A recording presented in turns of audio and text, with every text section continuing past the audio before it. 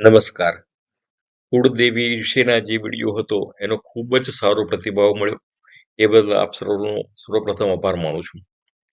હવે આ વિડીયોની અંદર આપણે આપણા વેદ વિશે વાત કરવાના છીએ. આપણા વેદ એટલે વિશ્વનું એકમાત્ર વાંગ્મય છે અને અતિ પ્રાચીન કે જેની અંદર ભૌતિક વિજ્ઞાન, રસાયણશાસ્ત્ર, કૃષિ વિજ્ઞાન, જંતુશાસ્ત્ર, આયુર્વેદ, વૈદિક ગણિત, સંગીત, નૃત્ય, વિમાનશાસ્ત્ર, યુદ્ધકળા, ખગોળશાસ્ત્ર, ઇતિહાસ, મેટાફિઝિક્સ આવી અનેક બાબત વિદ્યાશાખાઓનું જેમાં ભરપૂર જ્ઞાન આપવામાં આવ્યું છે. અને એ જ્ઞાનના સર્વોત્તમ શિખરે એવા પિંડથી બ્રહ્માંડ સુધીની ગાથા કે આત્માથી પરમાત્મા સુધીની અમૂલ્ય જ્ઞાનનો વારસો એટલે આપણા વેદ. આને વૈશ્વિક ગ્રંથ માનવાના બે કારણ છે. એક તો જે કહ્યું કે જેમાં સમગ્ર વિદ્યાઓનો સમાવેશ થાય છે. બીજું એ કે અહીંયા સાર્વત્રિક કલ્યાણની પ્રાર્થનાઓ છે. આ વિધિની અંદર કોઈ એક દેશ, એક જાતિ અથવા એક પ્રદેશને લગતી કોઈ વાત કરવામાં આવી નથી. અહીંયા જે પ્રાર્થનાઓ છે જેવી કે ભદ્રમ કર્ણૈઃ કૃણયામ દેવાઃ તો દેવહુ શાંતિરંત્રે શકું શાંતિ સ્વસમાનિ આકુતિ સમાનિ મનસાનિ શતમ જીવેમ શરદઃ શતમ દીનાઃ શ્યામ શરદઃ ઇત્યાદિમાં કોઈ પણ જગ્યાએ કોઈ પ્રદેશ, કોઈ ધર્મ, કોઈ જાતિ ઇત્યાદિની વાત નથી. જીવ માત્રના કલ્યાણની ભાવના છે. સમગ્ર જાતિ, માનવ તો નહીં, માનવ સિવાય પણ અન્ય જીવોની પણ આમાં કલ્યાણની જે ભાવના છે. એટલે આ સર્વને કોઈનો દ્વેષ પણ નથી. માટે આ એક વૈશ્વિક સ્તર પર સ્વીકૃત થયેલી જ્ઞાનકોશ છે.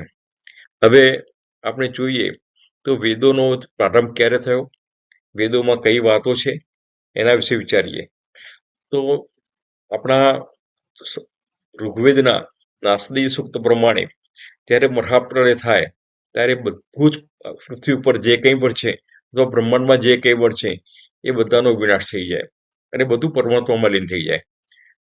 અને એ પછી જ્યારે પુનઃ ભગવાનની ઈચ્છા થાય એ કે 21મી બહુશ્યામ, ત્યારે એ વખતે ભગવાનનાથી પુનઃ સૃષ્ટિનું સર્જન થાય અને આ સૃષ્ટિનું સર્જન થાય એ વખતે પુનઃ ધીમે ધીમે બધું પ્રારંભ થાય. અને સૌથી પહેલા ત્યારે ભગવાનના નાભીમાંથી એક જગતની સૃષ્ટિની રચનાની ઈચ્છા થાય, જગત રચનાની ઈચ્છા થાય ત્યારે એને નાભિકણમાંથી બ્રહ્માજીનું પ્રાગટ્ય થાય છે. અને બ્રહ્માજીના પ્રાગટ્યના સાથે જ એટલે કે વિશ્વના સર્જન સાથે જ એમાં વેદોનું પ્રાગટ્ય થયેલું છે. વાગેવ વિશ્વ ભુવનાની જગને એમ સુરતી કહે છે. અને વેદોના સાથે બ્રહ્માની સાથે વેદો પણ પ્રગટ થાય છે. આમ વેદોનું પ્રાગટ્ય બહુ જ અનાદિ એટલે સૃષ્ટિના પ્રારંભ કાળથી માનવામાં આવે છે.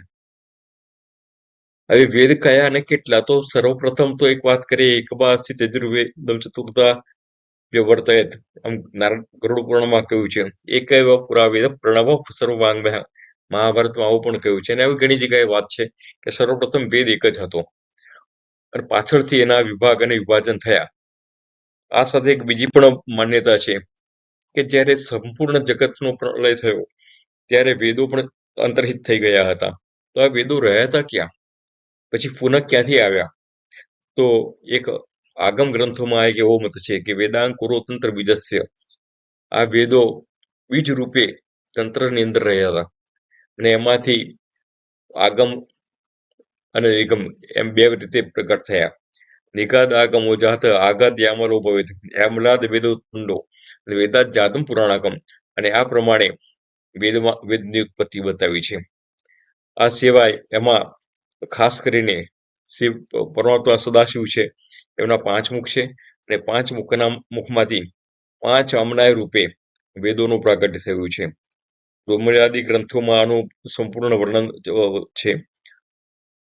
આમાં 5 અમનાય એટલે સદ્યુજાત એટલે એક મુખથી ઋગ્વેદ, વામદેવ બીજાથી યજુર્વેદ, ત્રીજાથી સામવેદ અને ચોથાથી અથર્વવેદ અને જે 5મું ઈશાન મુખ છે એમાંથી સર્વ વેદાંત અને વિદ્યાઓનું પ્રાગટ્ય થયું છે. આ વાત સ્વચ્છંદતંત્રમાં પણ કહી છે. હવે ગમે તે હોય, આપણે આગમ ગ્રંથોની વાત કરીએ, પુરાણોની વાત કરીએ, ગમે તે વાત કરીએ, પણ ટૂંકમાં એટલું નક્કી જ છે કે વેદોનું પ્રાગટ્ય સ્વયં પરમાત્મા દ્વારા થયું છે. અને પુરાણો પ્રમાણે વેદોનું પ્રાગટ્ય થયા પછી સૌથી પહેલા એનું જ્ઞાન બ્રહ્માજીને થયું હતું. એટલે જ તો મંગલાચરણમાં જે વાત આવે છે, આદિ બ્રહ્મ હૃદય આદિ કવયે. અને આ જ વાત જો આગમ ગ્રંથોથી જોઈએ તો સર્વપ્રથમ શિવજીને જે જ્ઞાન થયું એ જ્ઞાન એમણે સપ્તર્ષિઓને આપ્યું, અને સપ્તર્ષિઓથી એ જ્ઞાન ક્રમશઃ પ્રચલિત અને પ્રસારિત થયું. હવે એમ થાય કે ભાઈ આ પૃથ્વી પર આ જ્ઞાનનો વિકાસ કઈ રીતે થયો? તો પૂર્વકાળની અંદર ઋષિઓ ખૂબ તપસ્યા કરતા હતા અને આત્મતત્વ અને બ્રહ્માંડનું ચિંતન કરતા હતા કે પરમાત્મા શું છે ઇત્યાદિ, અને બ્રહ્મ શું છે, આવું ચિંતન કરતા હતા. અને જ્યારે ઋષિઓ તપ કરતા હતા એ વખતે ખૂબ જ એમના હૃદયની અંદર કરુણા ઉપજી, અને એ વખતે બ્રહ્મવિદ્યા અથવા વેદોનું પ્રાગટ્ય થયું.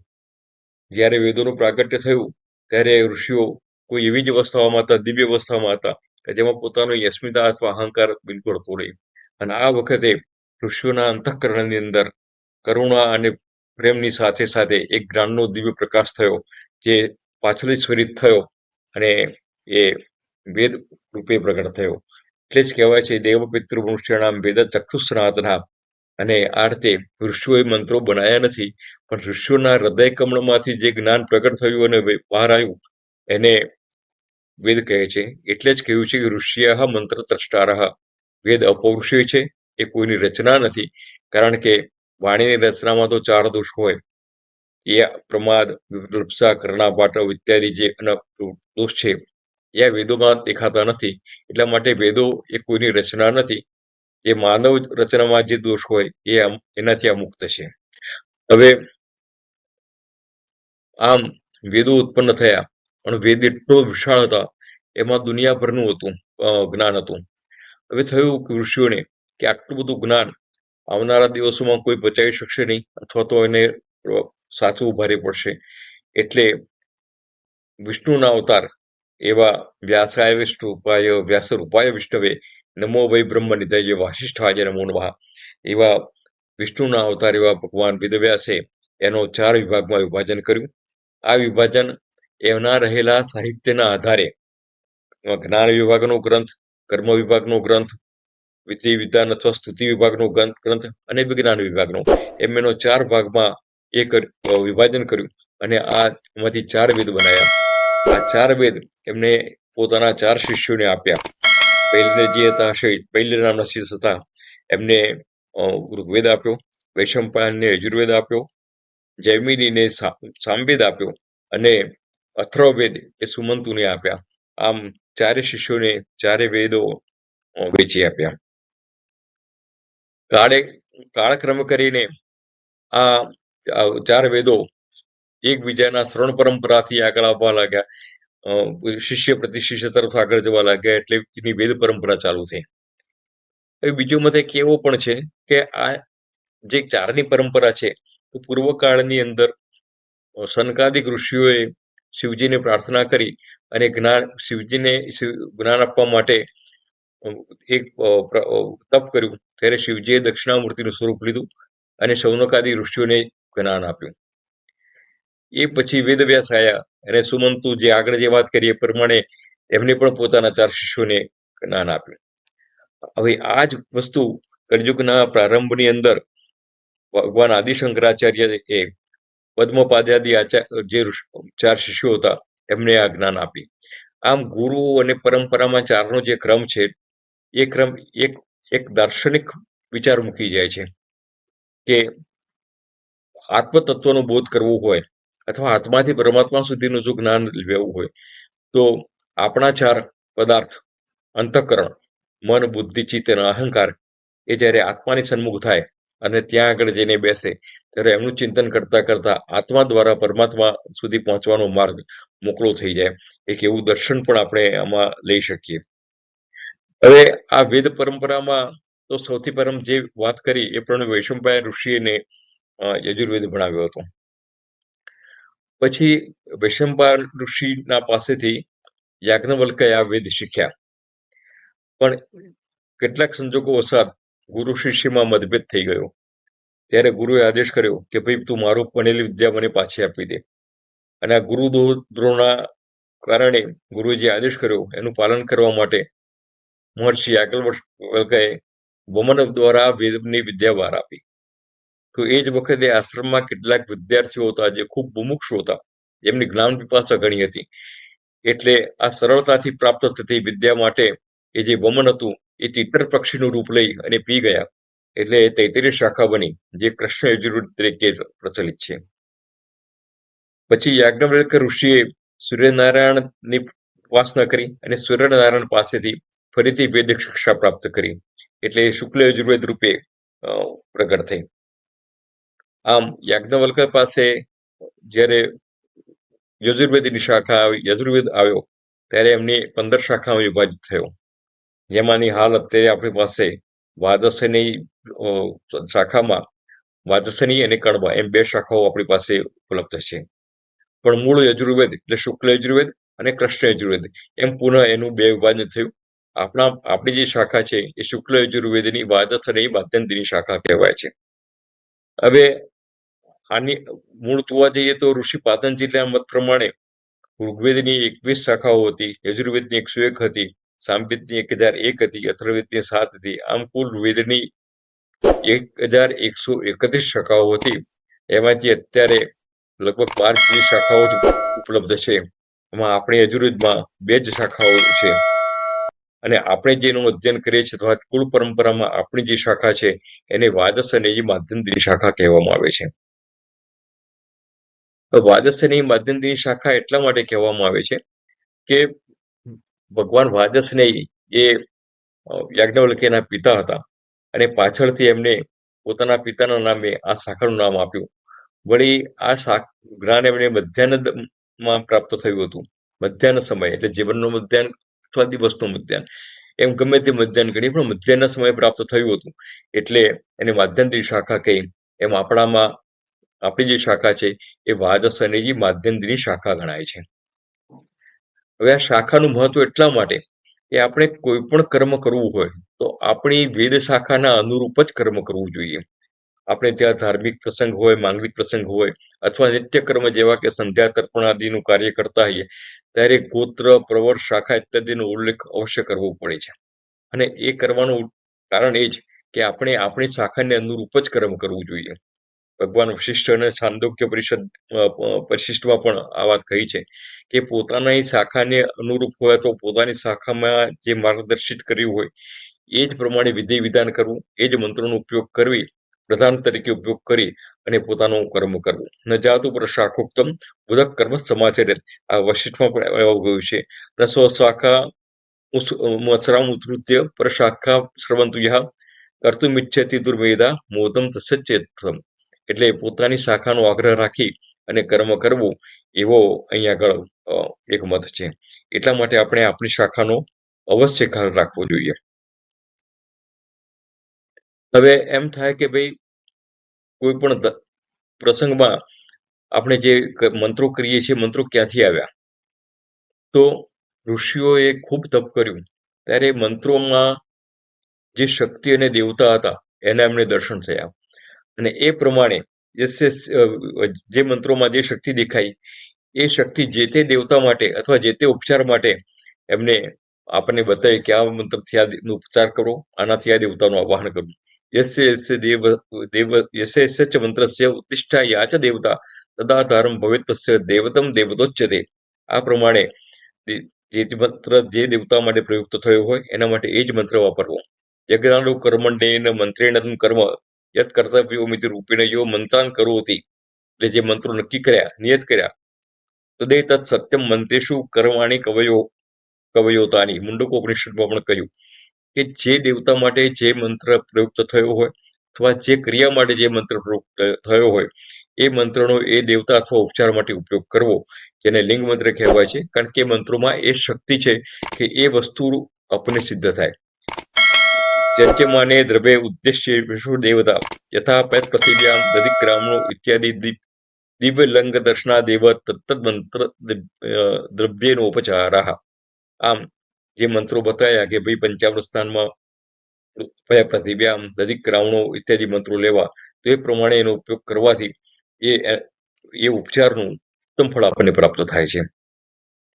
હવે આજકાલ શું થઈ ગયું છે કે કોઈ પણ પ્રસંગ હોય, યજ્ઞાદિ કર્મ હોય, કથા હોય અથવા બધામાં બસ કેવલ નૃત્ય, ઢોલકા, નગારા, થાળીઓ એટલું બધું વાગતું હોય કે જ્યાં આગળ ખાલી ભજન ને ગીતો જ ગવાતા હોય.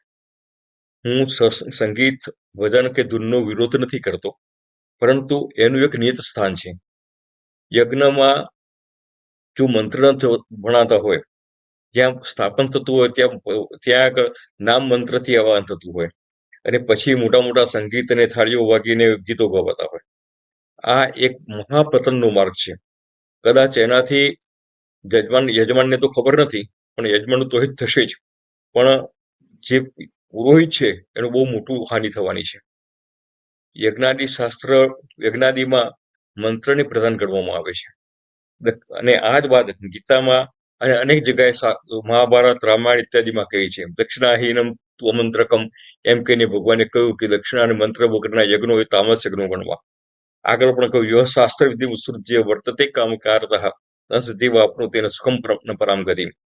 અને શાસ્ત્રથી વિરુદ્ધ જે કરેલા કર્મો છે એ પતનના માર્ગે લઈ જાય છે. કારણ કે વેદો મંત્ર દેવ્યો, મંત્ર સ્વયં દેવતાનું સ્વરૂપ છે અને આ વાત આપણને પરમાત્માએ કહી છે. આ જ વાત રામાયણના બાલકાંડની અંદર દશરથ અને વશિષ્ઠના સંવાદથી પણ મળી છે કે વિધિહીનસ્ય યજ્ઞસ્ય સદ્ય કરતા પ્રણશ્યતિ. જે વિધિ વગરના યજ્ઞો થતા હોય, એટલે જેમાં વેદ મંત્રો ના હોય, વેદ પરિપાટી ના જળવાતી હોય, એવા મંત્રોથી વિનાશ થાય છે. કારણ કે જે શાસ્ત્રની રચના કરી છે એ શાસ્ત્ર સ્વયં પરમાત્માનું સ્વરૂપ છે, પરમાત્માનો શબ્દ અવતાર છે. અવતીર્ણો જગન્નાથ શાસ્ત્ર રૂપેણ વૈ પ્રભુ. અને એટલે જ આપણે વિશ્વશાસ્ત્ર પાઠ તો આપણે બધા કરતા જોઈશું. એમાં આપણે કહ્યું છે કે વેદા શાસ્ત્રાણી વિજ્ઞાનમ મેતત સર્વમ જ નારદનાથ. વેદ, શાસ્ત્ર, વિજ્ઞાન આ બધું પરમાત્મા દ્વારા પ્રાપ્ત થયું છે. અને સ્મૃતિ આજ્ઞા, શ્રુતિ અને સ્મૃતિ પરમાત્માની આજ્ઞા છે. મંત્ર અને દેવતાઓ છે એ મંત્રને આધીન છે. ત્યારે મંત્ર ભણાતો હોય કે ઓ ઇન્દ્ર તિષ્ઠ, એટલે તે સ્થાન પર ત્યાં ઇન્દ્ર દેવતાની ઇન્દ્રની શક્તિ ત્યાં પ્રાદુર્ભૂત થાય છે. એટલા માટે એમનું સ્થાન પણ નિયત હોય છે. એટલા જ અને એ સ્થાન ઉપર જ એ શક્તિનો આવિર્ભાવ થાય છે. અહીંયા ઘણા બધા પ્રમાણો બતાવેલા છે. આ બધા જ પ્રમાણો, આનાથી પણ વધુ પ્રમાણો જોતા હોય તો મારા એક પુસ્તક છે મંત્ર શક્તિ અને ઉપાસના રહસ્ય. એની અંદર આ બધા જ પ્રમાણો સારી રીતે વર્ણવેલા છે. મારા અન્ય પુસ્તકોમાં પણ આ બધા છે જ. અને મંત્રશાસ્ત્ર ઉપર, યજ્ઞ ઉપર પણ મારા વિડીયો અને લેખ પણ પ્રકાશિત થયેલા છે. બીજું કે મંદિરમાં આજે યજ્ઞોમાં અથવા પૂજનોની અંદર સુશોભનનું મહત્વ વધી ગયું. જે પ્રમાણે સ્થાપન, જે દિશામાં સ્થાપન થવું જોઈએ, અને સ્થાપનમાં પણ જે જગ્યાએ, જે અક્ષતકુંજ ઉપર જે દેવતાનું આહવાન થવું હોય ત્યાં દર્ભશલાકાથી બતાવ્યા અને ત્યાં જે દેવતાનું સ્થાપન થાય એવું ક્યાંય થતું નથી. બધા જ ખાલી સંકેત બોલી નામ મંત્રથી ઇન્દ્રાય નમઃ ઇન્દ્રમાં વાહયામિ સ્થાપયામિ, ભૌમાય નમઃ ભૌમોહમિ સ્થાપયામિ, આવી રીતે કરી અને એનું સ્થાપન થઈ જાય છે. તો દેવતાઓનું સ્થાન કયું? દેવતા આવશે તો ખરા, એ શક્તિઓ બિરાજશે ક્યાં? એમને સ્થાન કયું? કારણ કે સ્વસ્થાન વર્જિતા દેવા શોક દુઃખ ભયપ્રદા. આવી શક્તિઓ ગમે તે બેસે તો વિનાશકારી થશે, કલ્યાણકારી નહીં થાય. સ્વસ્થાન આશ્રિતા દેવા શુભ લાભ ફલપ્રદા. સ્વસ્થાન વર્જિતા દેવા શોક દુઃખ ભયપ્રદા. આ પ્રમાણે શાસ્ત્રમાં વાત કરેલી છે. એટલે ખાસ કરીને વૈદિક મંત્રોનો એ કરવો. ઘણી વખત એવું થાય કે બ્રાહ્મણો યજ્ઞ કરવા જતા હોય એટલે કીબોર્ડ સાથે હોય, ઢોલકા સાથે હોય, 2-4 ગાનારા સાથે હોય, એટલે આપણને થાય કે આ યજ્ઞ કરવા જાય છે એ ભવાઈ કરવા, એમાં શંકા થાય. એટલે આવા યજ્ઞો વિનાશકારી યજ્ઞો છે, એ ના થાય એનો આપણે ખ્યાસ, અને આવા યજ્ઞોને પ્રોત્સાહન પણ નહીં આપવું, અથવા આવા યજ્ઞોમાં વિદ્વાન બ્રાહ્મણોને નિમંત્રણ આપવું, એવો આપણે આગ્રહ રાખશું. હવે જોઈએ કે આ ચેનલ પર તો આવી ઘણી બધી વાતો કરેલી જ છે કે કયા સમયે કયા દેવતાનું કેવું રીતે આવરણ કરવું, એવું એની વિસ્તૃત ચર્ચામાં કરેલી છે. હવે ટૂંકમાં આપણે આપણી વેદ શાખા નક્કી કરી, વેદ નક્કી કર્યો, વેદ શાખા નક્કી કરી, એટલે આપણે જે ગોત્રની જે વેદ છે એ યજુર્વેદ છે. આપણી જે શાખા છે શુક્લ યજુર્વેદ છે અને આપણી શાખાનું નામ છે દ્વાદશ અને માધ્યંતિની શાખા. આપણે આગ્રહ રાખીએ કે આપણા બધા જ કર્મ શાસ્ત્રીય પરંપરા મુજબ થાય અને આમાં કંઈ પણ શંકા હોય અથવા કંઈ પણ વિશેષ જાણવું હોય તો આપ અવશ્ય સંપર્ક કરજો, અથવા તો આમાં પણ હજી કંઈ આપને વધારે જાણવાની ઈચ્છા હોય તો કોમેન્ટ બોક્સની અંદર જરૂરથી આપ લખશો તો એ વિષયને અનુરૂપ મારી પાસે જેટલી ઉપલબ્ધિ હશે એ અથવા હું એનાથી પણ વિશેષ પ્રયત્ન કરી અને આપને વ્યક્તિગત રીતે અથવા તો વિડીયો બનાવીને એ વિશે વાત કરીશ. અસ્તુ. હવે આગલા વિડીયોમાં આપણે જોઈશું કે આપનું ગોત્ર કયું, ગોત્રના પૌર કયા, પરોર એટલે શું, ગોત્ર એટલે શું ઇત્યાદિ માહિતી આપણે જાણીશું. ખાસ કરીને આવી પ્રારંભિક માહિતી આપણે આપણા પરિવારના સભ્યોને, આપણા બાળકોને આપવી જ જોઈએ. કારણ કે આજે આપણી સંસ્કૃતિમાં આ એક મોટો સુધારો કરવાની જરૂર છે. ઈસાઈનો છોકરો એના ખ્રિસ્તી ધર્મને બાઇબલ વિશે પૂરું જાણતો હોય, ઇસ્લામનો બાળક એ પોતાના કુરાન વિશે જાણતો હોય, ત્યારે આપણા બાળકને ગીતા, રામાયણ કે મહાભારતનું કશું જ ખ્યાલ નથી હોતું. ખબર નથી કદાચ આ સંસ્કૃતિના આવનારા દિવસો કેવા હશે. ચલો આજે જ આપણે સંકલ્પબદ્ધ થઈએ. માતાનો પાઠોત્સવ પણ છે. અહીં એક સંકલ્પ કરીએ કે આપણે આવી ચર્ચા આપણા પરિવારમાં વધારે નહીં તો 2 દિવસે 3 દિવસે એક વખતે 1 કલાક પૂરતી આવી ચર્ચા કરશું અથવા વાંચન કરીશું. અસ્તુ. જય સટ્ટાંબિકા. નવા વિડીયોમાં ફરીથી આપણે મળીએ છીએ. એ વિડીયોમાં આપણે ગોત્ર અને આપણે આપણા પર્વર વિશેની વિસ્તૃત ચર્ચા કરીશું. અસ્તુ.